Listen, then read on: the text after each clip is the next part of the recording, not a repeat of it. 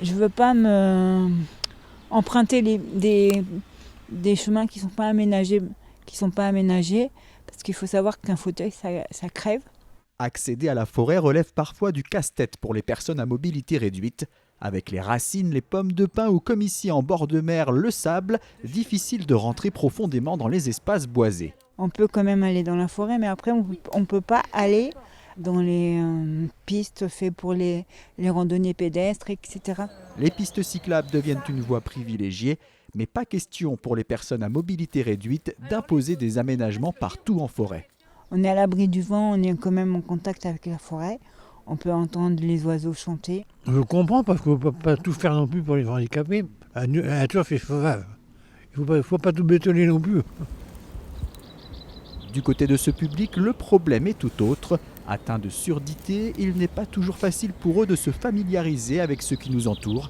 Dans cet atelier, par exemple, une initiation à la sylvothérapie est proposée en langue des signes. Les curieux sont très heureux de profiter de cette opportunité.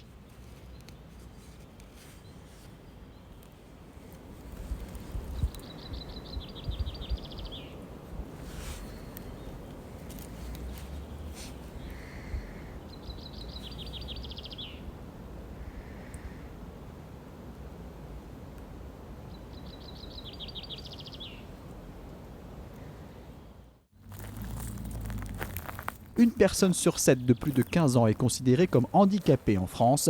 Selon Stéphanie, des progrès sont nécessaires pour ce large public, aussi bien en langue des signes que de manière générale. On est loin quand même à ce que tout soit vraiment accessible, que ce soit pour des visites culturelles, que ce soit dans l'éducation, que ce soit dans l'accès aux soins. L'accès à la nature, à la forêt, comme il y a un déficit d'accessibilité en langue des signes de façon générale, ça en fait aussi partie. Donc moi, si je peux mettre ma pierre à l'édifice, c'est ce que je fais. Depuis 2005, une loi impose l'égalité des droits et des chances pour les personnes handicapées, mais les espaces naturels ne sont pas concernés.